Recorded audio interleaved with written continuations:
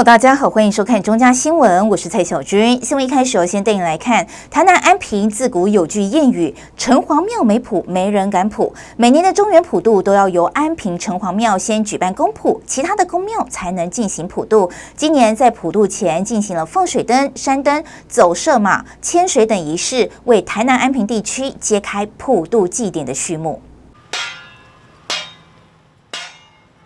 延续100多年的安平公普，今年将在农历7月4日正式开锣起行。公普还有个特殊的安平巡礼，像是古代打金报时的概念，由在地居民提灯敲锣，到安平各大小庙走街串巷。除了宣告公普开始举行以外，也有邀请好兄弟参与消灾拔度的意义。依照是大家头，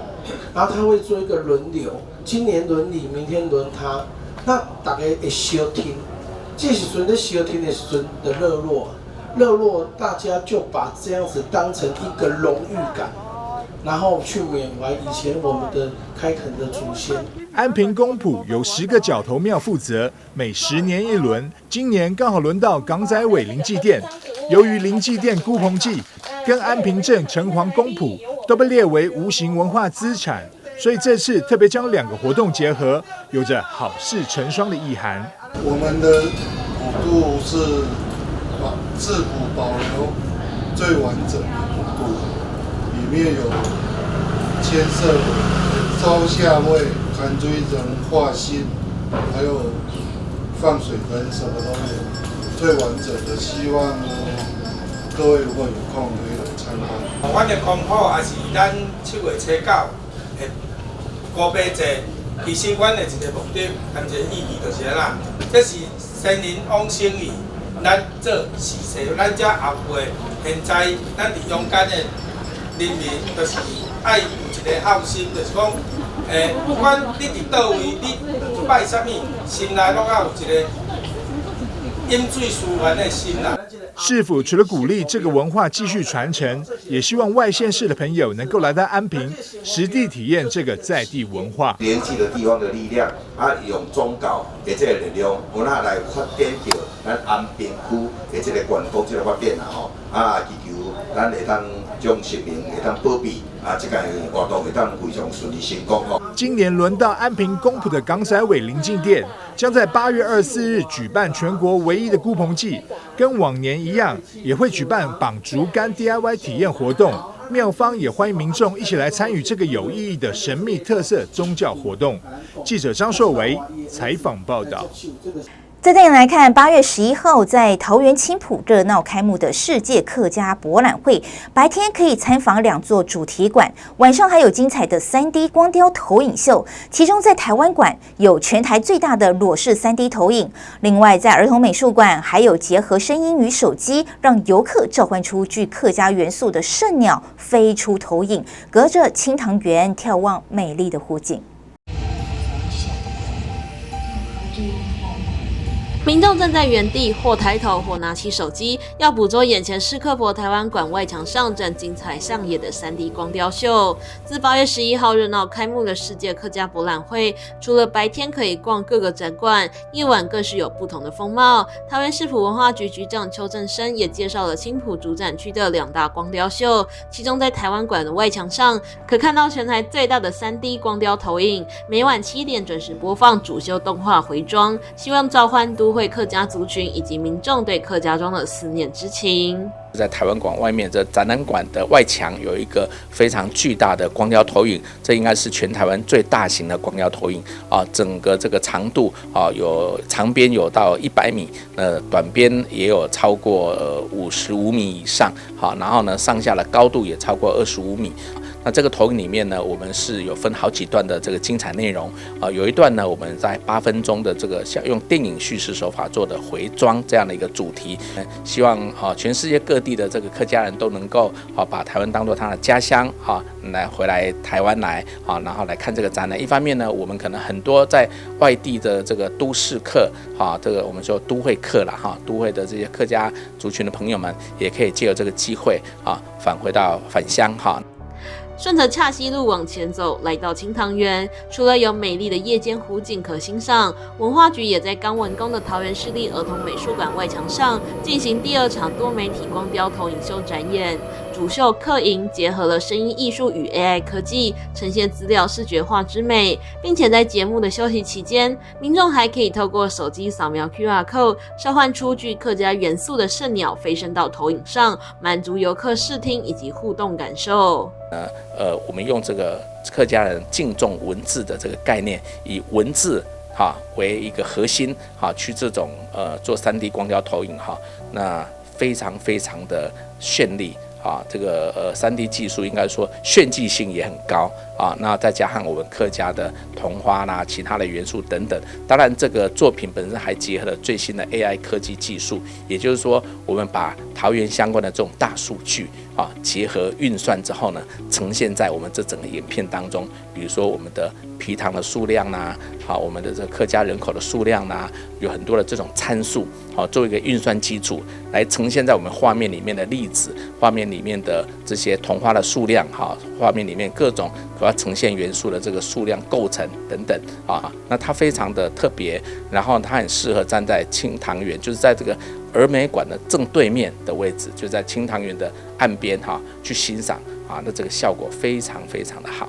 此外，文化局长也补充介绍，根据台湾馆的墙面特色，也另外设计了充满科技感的雷射光秀，并准备8支客家元素短片，在主秀后轮流播放，期盼透过科技艺术带民众认识客家文化特色。这个建筑结构本身的外墙，它有做一些类似菱形或者多角形的这些结构所以呢，顺着这些结构的线型就刚好可以把它这个当做一种特色去做这建筑物光雕的投影非常的精彩。那它是一个循环秀，大概3分钟左右。另外，我们还有制作8支1分钟左右的这个短影片是以客家的文化内容做主题比如说可能油纸伞这个清明节大家会吃的这个麻薯还是这个叫做棒龙那充分的呈现各种客家元素，但是在这个短影片当中，也是充分的发挥这个3D 光雕投影的这种很绚丽这个很美的一种呈现方式。世界客家博览会夜间光雕秀运用现代科技技术来呈现客家文化特色，平日从晚上7点开始展演到晚上9点，周5到周日3天则在延长展演到9点半，期盼透过精彩的光影艺术，带大家看见客家族群的不同风貌。记者刘玉婷台湾报道。为了要推广基隆渔获及寿司美食文化，基隆市政府首度举办基隆寿司季活动，欢迎民众到基隆吃寿司，消费还可以参加票选抽奖，超级好康礼物等你搬回家。基隆寿司季活动串联在地寿司职人，举办票选活动，希望能让全台各地的游客发现基隆寿司的魅力。3、2、1，基隆寿司季正式起跑！掌声鼓励！2023基隆寿司季宣传记者会启动仪式，基隆市长谢国良携手基隆区渔会理事长简建辉和市议员何淑萍等贵宾一同出席，邀全国各地民众一起来基隆吃寿司。那我觉得寿司在全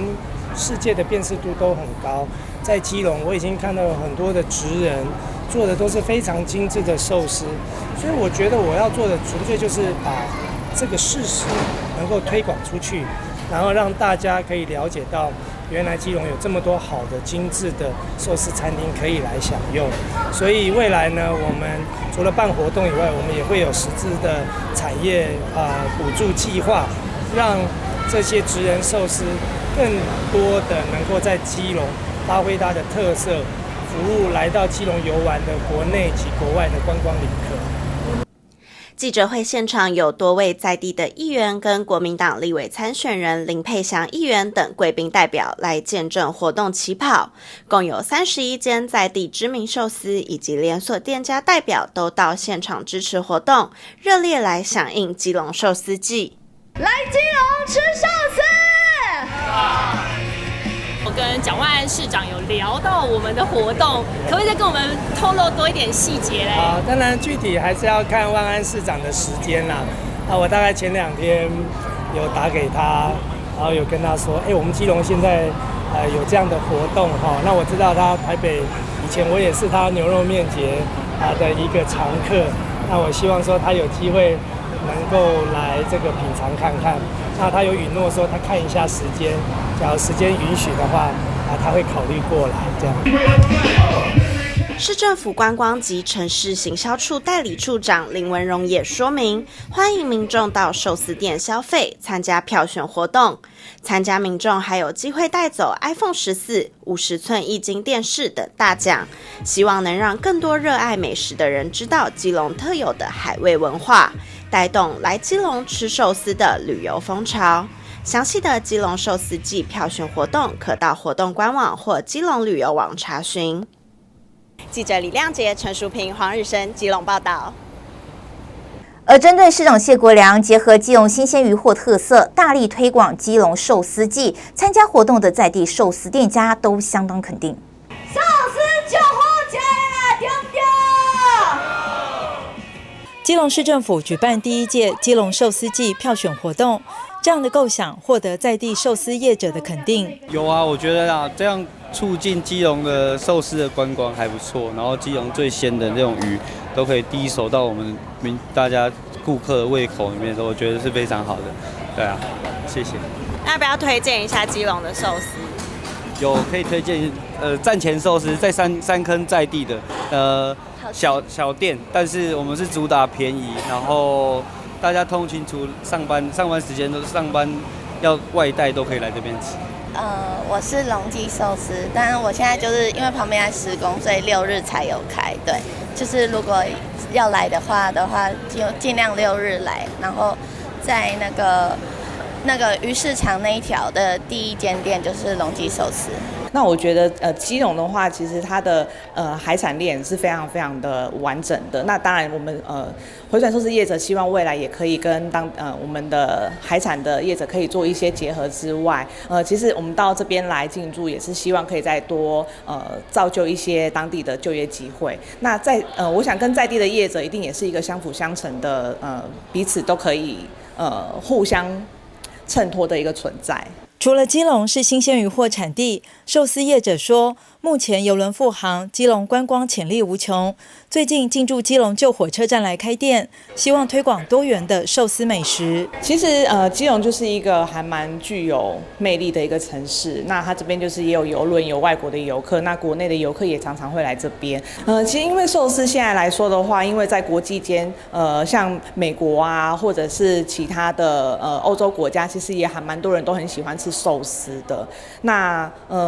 其实寿司这个东西，就是不管大朋友小朋友都可以接受。那在那个做法来说的话，大家也有很多很多的创意的做法。那像我们家的话，就是不止寿司，我们还有其他的一些副餐的 menu， 大家也都非常的喜欢。业者表示，乐见市政府推广寿司美食，希望市府与民间携手，促进产业发展，也增加更多的在地就业机会。记者黄日升、陈淑平、李亮杰，基隆报道。接下来又带你来看缆绳滑水运动，是目前国内新兴的体能极限运动。左营高中将这项运动融入多元选修，这一次特别开放高雄市国中、高中的学生及老师们一起来参与，挑战自己，感受乘风破浪的刺激快感。学员们穿着救生衣，戴着安全帽，在教练的引导之下，以蹲着的方式准备出发，挑战划水的乐趣。不过就在下一秒，似乎是平衡感没有保持好，直接掉到水里，挑战失败。刚刚第一个是整个跪姿嘛，那个平衡感还 OK， 但是因为半蹲的时候那个力量平衡不好掌握，所以一出发就掉下去了。很紧张，很紧张。第一个就摔下去了，所以很害怕说自己跟着也会摔下去。排队在后面的学员看见有人掉下水了，感到有点紧张。不过轮到他的时候，同样也是摔了下去。害怕吧，就被吓到的感觉，因为它速度其实也蛮快的，然后就没有办法控制平衡，然后一下子就摔到水里面去了。看来想要以蹲在板子上的方式挑战成功，可不是一件容易的事情。一开始学员们是以跪板的方式来进行挑战，成功的人非常多。不过换成蹲板之后，需要的技巧也变多了。对，它会比较困难，因为它更吃你核心的力量，还有你手臂的力量，不能过大又不能过小，要刚好取决在一个中间值。胸口压住，很好，就是这样。不过也有学员很厉害，挑战成功。对于这次的活动，有的学员感到紧张，有的感到很累。不过也有人认为很刺激，甚至掉到水中，清凉的感觉反而很开心。还可以，没有要掉下去的感觉。其实蛮累的，有点喘。就很刺激，还蛮好玩的。到尽头的时候掉下去水面很清凉，觉得很开心。你实际做起来真的是不一样，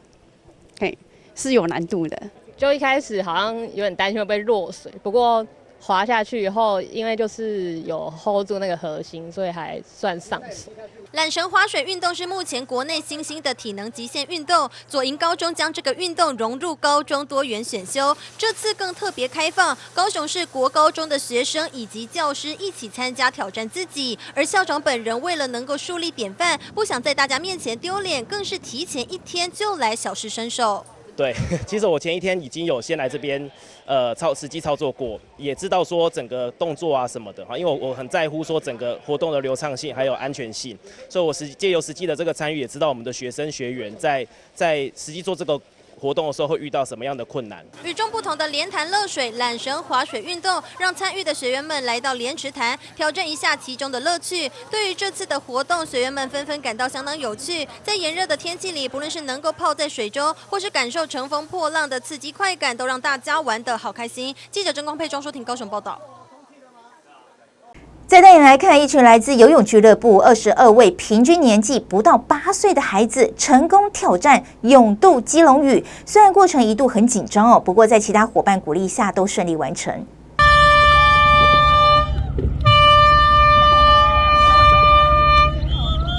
鸣笛声响起，22位小铁人一个个接力跳下水。这群来自游泳俱乐部的小朋友，平均年纪只有8岁，挑战横渡基隆屿，经过2个小时努力，挑战成功。我一开始很紧张，然后后来因为看到鱼很开心，所以我才会不会再紧张。就是会有海浪，有那个海水会有海浪，而且很咸，不好喝。会有水母一直被电，有水母会顶我，然后呢？有岩石会刮我。虽然嘴上说不会很累，但其实出发前大家还是有点恐惧。看在家长眼中，每位孩子都是最棒的。因为其实我是不会游泳的，所以我是对海是害怕的。但我觉得小朋友他们一群这样在一起，可以这样一起完成，我觉得真的是很棒。都每一次训练都跟他们去跟游，他们从对海连下水的时候，那时候都很害怕，到现在他们可以一直游，对，然后也会想办法克服他们的恐惧。所以这个过程我从头看到尾，我觉得这个会帮助他们以后，我希望他们可以帮助他们以后不管遇到任何困难。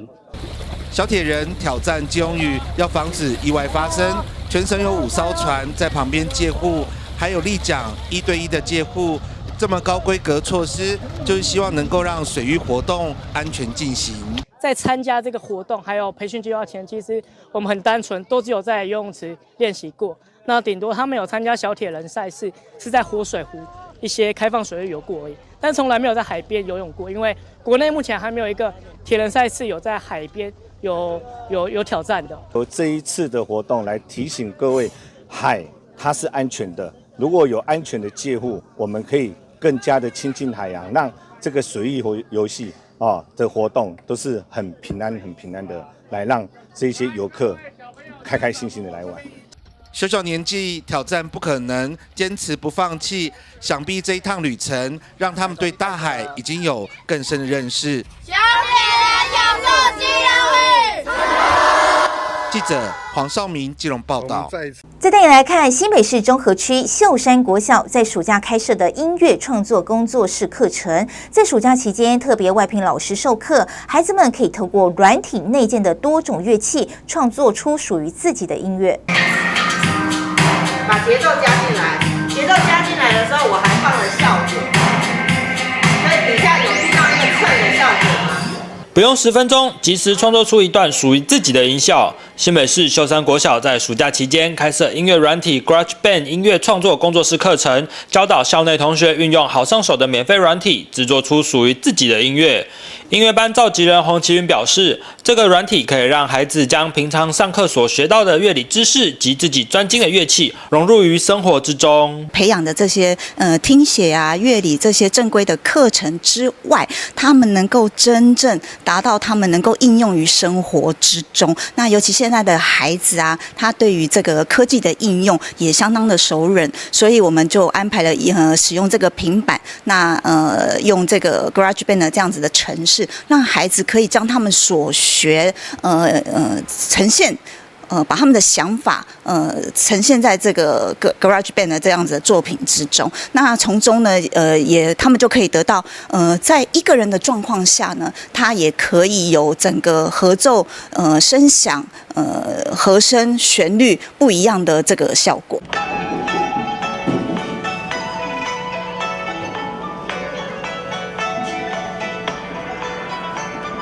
课程指导老师陈周丽表示，过去创作音乐时只能在脑海里想象各种乐器搭配的感觉，本次课程让孩子能直接听到乐器的旋律，人性化的设计也大幅降低了音乐创作的困难度。这个 GarageBand 呢是 iPad， 应该是说 Apple 系统里面它内建的，然后只要是你使用 Apple 的手机或者是 iPad， 它里面就会有这个程式。那这个程式其实它很简单，非常人性化，而且很容易上手。所以对小朋友来说，他们能够很轻易学会去创作音乐。那也因为它很容易上手，所以就降低了创作的困难度。所以小朋友可以透过这个GarageBand， 他可以享受到他自己设计的音乐。所以像我们以前啊，就是在创作音乐的时候会碰到很困难，就是你没有办法呈现你脑海里面想的，你可能需要很多的乐器，可是 GarageBand 它可以直接提供你非常多的乐器，甚至是乐团或者是世界各式各样的乐器，所以小朋友不用花费很多的时间去学会那些乐器才能够创作。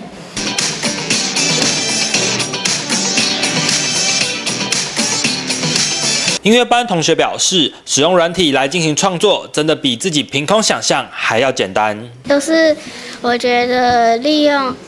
iPad 去作曲，比我们自己没有东西协助下自己作曲 ，iPad 比自己作曲还要简单。然后，因为 iPad 里面就是你只要把和弦编辑好，还有主旋律，把它用上去，然后它就会帮你变成一首歌。该创作软体是苹果系统上的音乐创作工作室软体，内建多项乐器、鼓声伴奏等。透过本次课程，也让音乐班同学能更加自在地挥洒自己的创作能量。记者苏建明新北采访报道。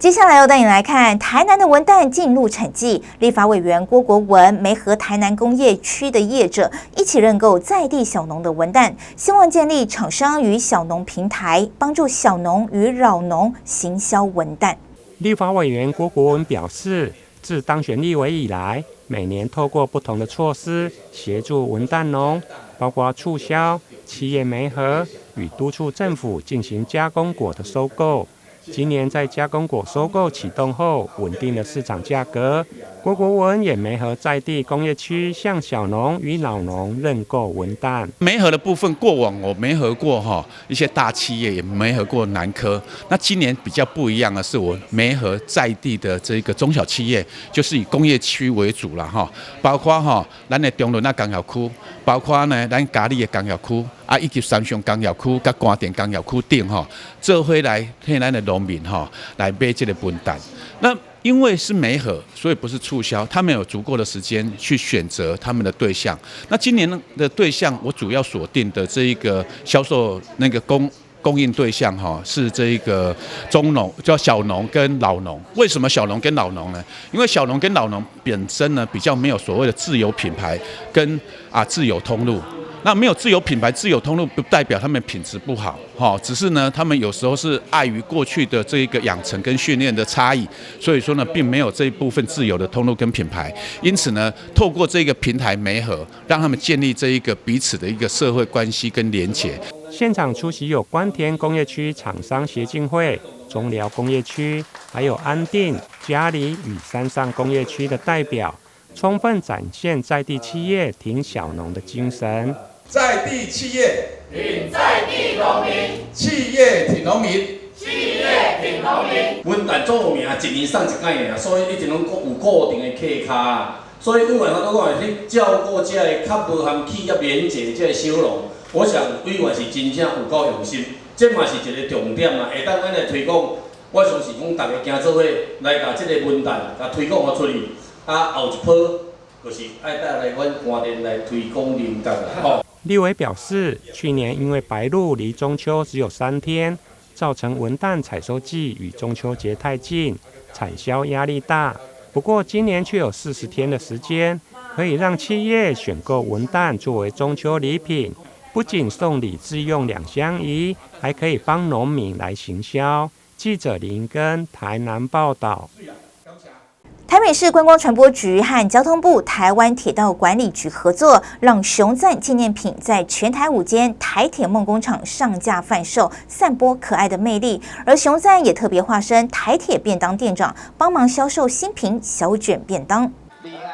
台铁吉祥物铁路送上最新品小卷便当给熊赞，让熊赞兴高采烈，也回送自己的娃娃纪念品。台北市观光传播局和交通部台湾铁路管理局合作，让熊赞纪念品在全台5间台铁梦工厂上架贩售，散播可爱魅力。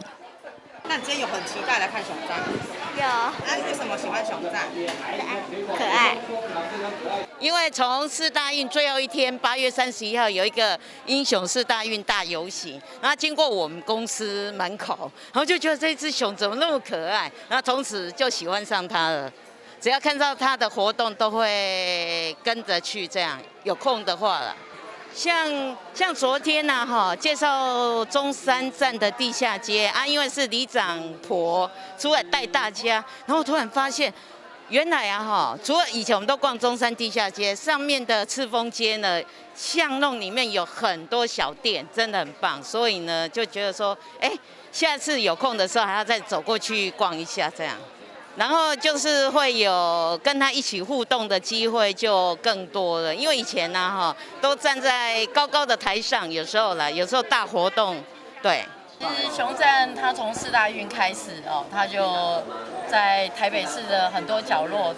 传播欢乐。那到现在粉丝也有将近20万。那今年其实也是刚好大家都知道，疫情3年有很多不管是在观光或者是商圈经济都有受了一些很大的影响。那所以在这个部分底下，我们就认为说，其实熊赞不要只是做见面会而已，而是用把它这20-20万的熊粉能够带到台北的各个商圈东西南北各个商圈。以他实际行动去逛商圈，去拼经济。那其实，在这段时间里面，熊赞自己在生日里面也过了非常不一样的生日因为他也玩了一些电玩在台北地下街的电玩，或者是皮影戏我们传统的，或者是现在的街舞这些部分。那所以其实我想他的8岁生日对他来说应该是非常有意义。那在熊粉也有一些全程参加的熊粉他们是他到哪就跟到哪，那难免就是说，好像会离情依依。不过我们会觉得说，其实我们今天最大的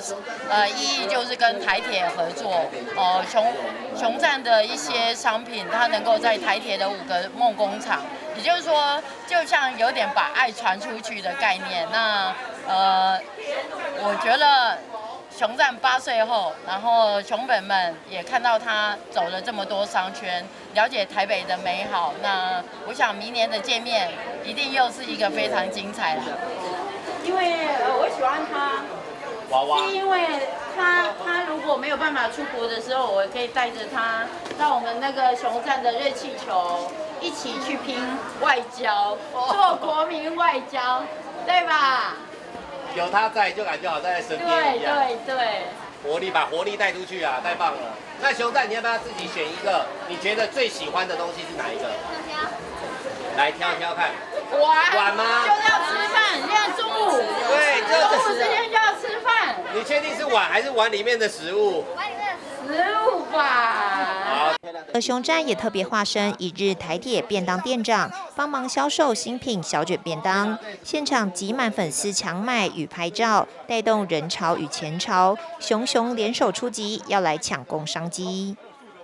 好，首先呢，我们非常开心呢，今天熊战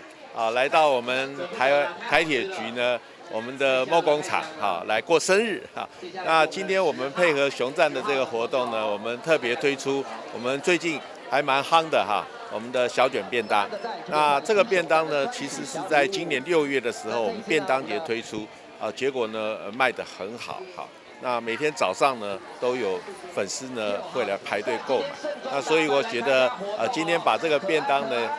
献给我们的这个熊战呢，是最适当的最好的一个生日礼物。那为了这个活动今天我们另外还有多项我们台铁商品的一个优惠特卖那也欢迎各位熊战迷我们这个便当的便当控能够今天能到我们台铁的梦工厂各个实体店呢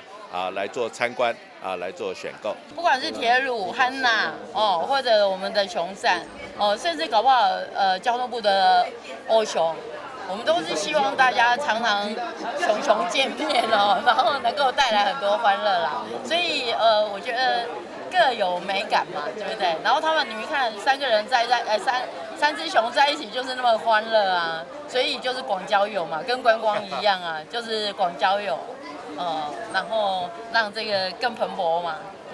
熊赞在台北车站还特别邀请贵宾与现场朋友一同跳主题舞，加上庆生桥段，借着活动圈粉，带动熊赞纪念品的销售。记者温俊台北报道。为了要鼓励民众到市场消费，桃园市经济发展局即日起到9月24号举办2023桃园好市采购月，只要到指定14个市场摊集区消费，就有机会抽中200元买菜金，还有小厨神比赛哦。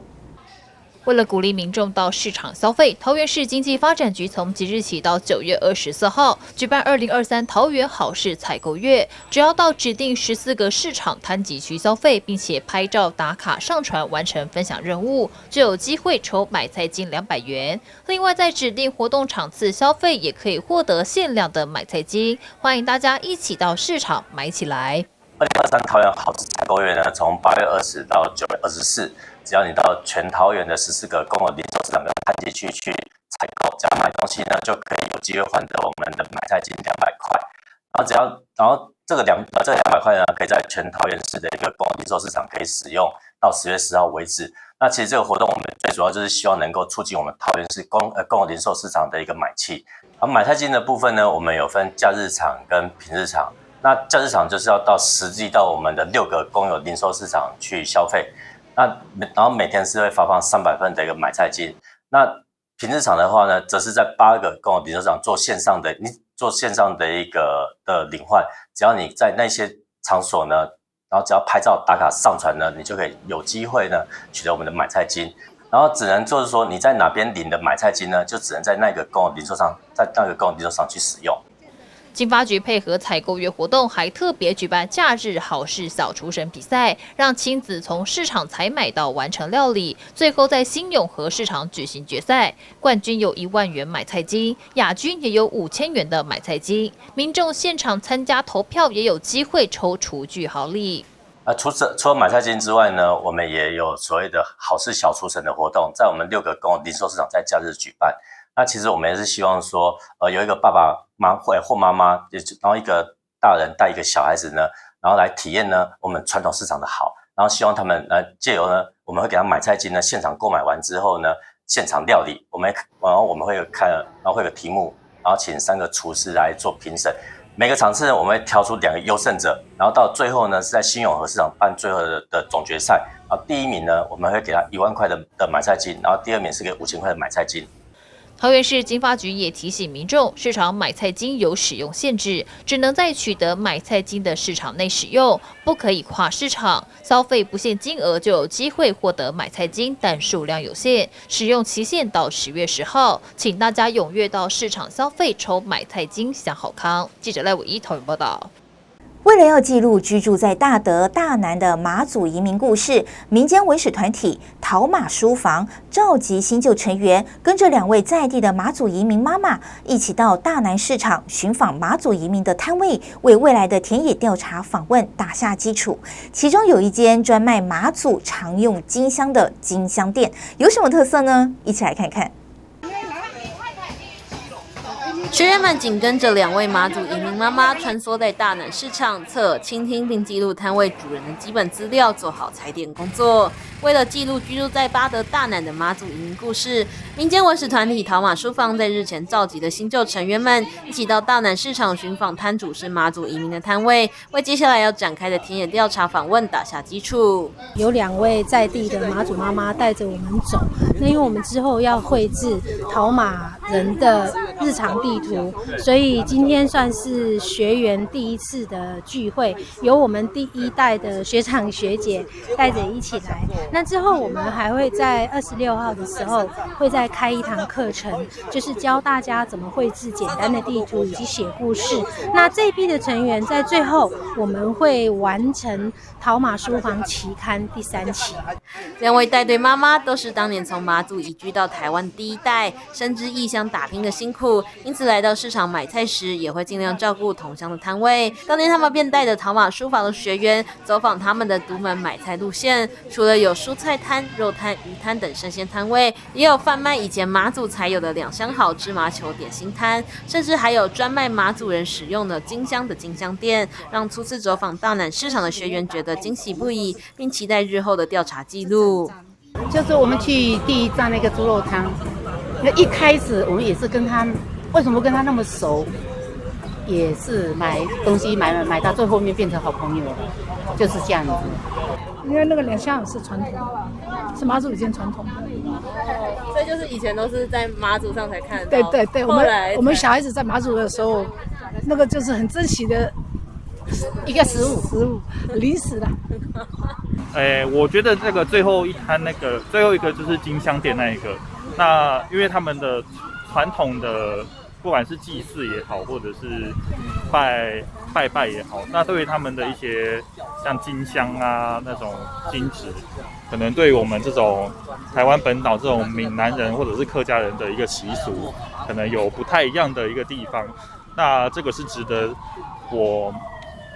后续蛮想要去了解的一个部分。那因为市场上很少看到年轻人会愿意走到市场里面去逛街，所以在里面大部分都是像一些妈妈或者是阿嬷、阿公、阿嬷之类的一些逛市场的人，所以我觉得蛮特别的一件事情。桃马书房表示，接下来会安排系列课程，帮助新旧成员们了解如何进行田野调查工作，并在今年底共同合力编撰出第3期的地方刊物，继续记录巴德的马祖移民故事。记者刘雨婷，台湾报道。您有逛腻了一成不变的文青市集吗？有业者在蓝晒图文创园区举办传统服饰文化季，当中除了市集活动外，还有传统服饰的博物馆，展现了唐宋、明郑时期、希拉雅族服饰、日本时代的服饰等各族群穿着，共同庆祝台南400岁生日。穿着各个时代不同族群服饰的模特出现在台南小西门路上，这是第1届传统服饰文化季，选在具有历史创新氛围的蓝晒图文创园区举办，邀请印尼、越南等不同民族的协会，组成多元民族市集。在这样的一个传统服饰文化季当中，我们也想要让大家知道说，这个不同的文化有什么样的意涵。传统服饰还是要回归到生活当中。当然我们在做研究的过程当中，我们需要去保存这些即将被遗失的文化，去复刻一个最原始、最真实的历史。现场还有传统服饰博物馆，展出受邀民族的经典服饰，另外还有多元风格的表演和走秀，非常精彩。除了用眼睛欣赏这些美丽的服装，还有摊位提供日本服饰体验。我现在要分享我身上这一套和服是正秀，然后它在日本呢是未婚女性在比较正式的场合穿的。我可以有一次来我们一次体验和服，很好玩。那我们其实呢，今天除了有我们的汉文化、汉服，还有我们的大和民族、日本的浴衣体验，还有我们一直的各项的文创摊。因应七夕情人节的到来，主办单位也安排传统汉婚仪式，展示中华文化。临近台南400年，借由多元民族的服饰以及手工艺品，用另外一种方式让台南民众了解文化历史。记者宋怀台南报道。接下来要带你来看台电公司在旧板桥变电所举办土城变电所绿带廊道启用典礼。这项计划不仅让市民们拥有美丽的城市景观，还将成为抵制水泥城市化的坚实一步。土城金城变电所在今年完成室内化作业，并且展开周遭环境美化工程。8月24号正式拆除工程围篱，宣布启用。吴启明表示，拆除设施围篱为城市绿化开创更多的可能性。这不仅将创造更多绿色空间，还将让居民更好地享受大自然的回馈。而与台电的合作启用绿色廊道，更是将城市与绿色能源结合，为未来的可持续发展奠定了基础。因为未来这个廊道的开放这只是一个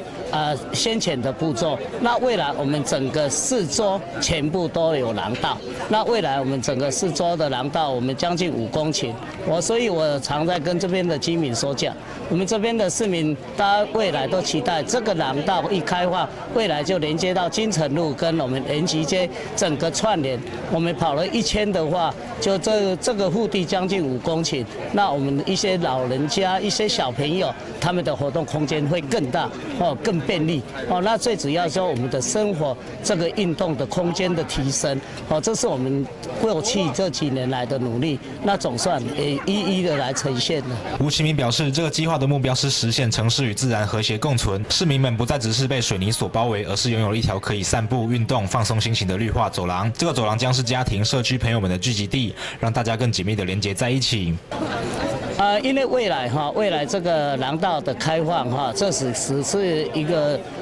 先前的步骤。那未来我们整个四周全部都有廊道。那未来我们整个四周的廊道，我们将近5公顷。所以我常在跟这边的居民说讲，我们这边的市民，大家未来都期待这个廊道一开放，未来就连接到金城路跟我们延吉街整个串联。我们跑了1000的话，就这个腹地将近5公顷。那我们一些老人家、一些小朋友，他们的活动空间会更大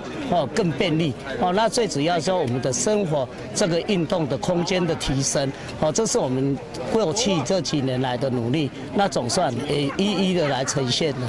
台电北区施工处处长张涵熙则说，变电所起初在规划变更的时候，就考量到周遭环境的营造，绿色廊道长度约670公尺，宽度约8到10公尺，提供民众慢跑散步，更规划脚踏车停车格，沿途种植树木，提供绿荫，相信能够有别以往闲物设施的形象，与周遭的社区达到共存共荣的目标。在当时就考虑到我们在周边应该要有一些亲民利民的一些设施，所以就规划了这个环绕我们板桥新的变电所的这个绿带廊道。那这个绿带廊道总共环绕一圈有670多公尺，那有8到10米的一个宽度。大家可以看到它整个规划是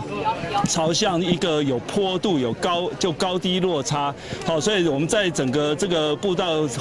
行走的过程当中，其实它是有这个感觉有流水，有很多的绿树，还有绿荫。大家可以有不同的方式，不管是慢跑或者是散步，或甚至我们还开放了有这个划设了脚踏车的停车格。我们也可以骑 U-Bike 骑自行车，可以充分的来休闲来利用。吴启明表示，这些努力不仅仅是为了眼前的利益，更是为了长远的城市发展。他所推动的城市绿化走廊不仅可以改善市民们的生活品质，还有助于塑造城市的形象，吸引更多的投资和人才，对土城的都市发展有相当多的好处。记者李根基新北采访报道。根据内政部统计，高雄三民区荣登高雄市上半年房屋成交价500万元以下的低总价之冠，平均只要300万元。但是三民区是高雄的蛋黄区，究竟是什么原因让房子轻松入手呢？来听房仲业者的回答。三民区属于高雄市的蛋黄区，其中包含爱河之星、科公馆、火车站等大型设施。然而，根据房仲业者统计显示，以成交价在500万元以下的交易数量来看，三民区在今年上半年荣登高雄最亲民购物区之冠。真的吗？很旧吧？还是那一种你知道，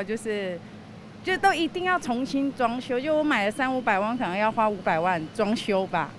如今通膨升级，让想买屋的民众喘不过气。不过查网络上的实价登录，确实还看得到三民区300万以下的物件，坪数也不小。而且高雄今年上半年在500万元以下的低总价交易，占了所有住宅交易量的30%，三民区就占了其中的18.4%，将近1/5。为什么会是三民区夺冠呢？其实三民区它包含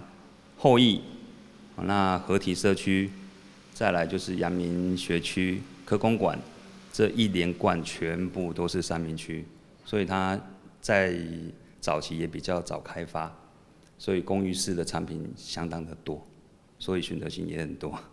来到这个物件中一探究竟，这间屋子虽然略微超过500万元，但使用的软装灯具、硬体装潢都不马虎。不过附近交通并不便利，且为屋龄43年的4楼老公寓，也成为低总价的原因之一。第一个，它算是公寓4楼嘛，再来屋主他自己也是有下本去做整修，就如同我们看到这些呈现的样态。对，所以说它会开的比较，把自己的成本加进去，当然价格会开的总价比较高一些，它其实也算合理，也不能说它贵。你如果300万的话，基本上大概就是以套房为主，甚至一些可能公寓5楼，就是爬楼梯没有电梯的这些产品，那基本上我们就避开一些所谓的闲乐设施嘛。那如果说有经济一些公庙啦，还是说变电所啦、回收厂。这诸如此类的一些一般人比较不会喜欢的，就尽量看房子的时候早晚都来看，看看附近的交通，那生活机能，学区这个一开始看房子就会去锁定了，要买人生的第一间屋啦，第一间屋基本上就是以我们现实的考量为主，像如果说我们1个月的薪资，尽量不要超过1/3，附贷款。所以我们通常第一间房子都是劝年轻人先求有，再求好。虽然低总价让人很心动，不过首购族在购买人生第一间房时，也有这么多注意事项，例如将来是否容易脱手、左右邻居的生活习性、原屋装潢的品质等等，必须将眼光放长到未来数十年，包含将来个人薪资成长后的规划，都得全盘考量。记者吴家伟、李凡飞高手报道。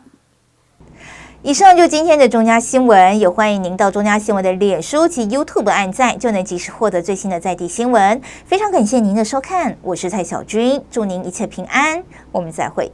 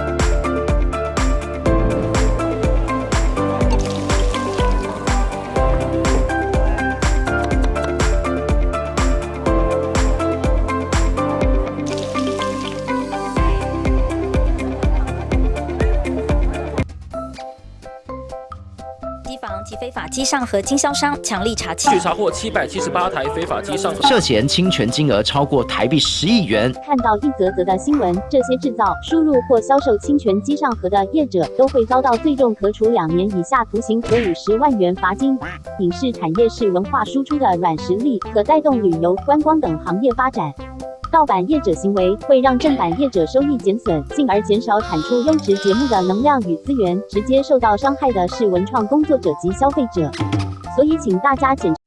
一氧化碳终结者NOCO奖提醒您：屋外是瓦斯热水器，绝不可装在加装窗户的阳台、厨房等室内空间，因为瓦斯燃烧不完全，就会产生一氧化碳，短时间就会让人头晕、想吐，甚至意识不清。想保命，跟我这样做：1.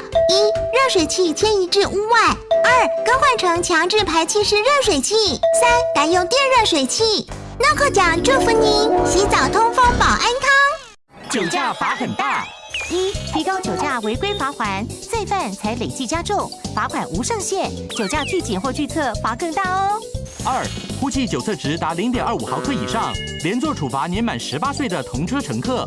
3. 酒驾再犯、拒检及拒测再犯，肇事致人重伤或死亡者，没入该车辆。4. 酒驾重新考照，需强制加装酒精锁，找别人代吹也不行，要罚6000至12000元哦。5. 未完成酒驾防治教育或酒瘾治疗，不得再申请考照。6. 慢车酒驾也加重处罚哦。酒驾零容忍，内政部警政署关心您。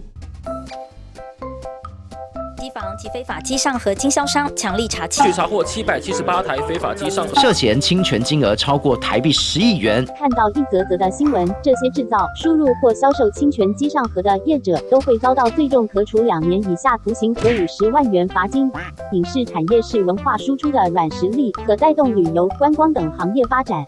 盗版业者行为会让正版业者收益减损，进而减少产出优质节目的能量与资源，直接受到伤害的是文创工作者及消费者。所以请大家检查一下自己使用的机上盒是否合法，就算是合法的机上盒，内建是否下载了侵权 App。虽然台湾没有对使用侵权机上盒的民众有任何的罚则，但为了打造一个优质且强盛丰富的影音帝国，请民众一起导正市场合法秩序，支持影视产业。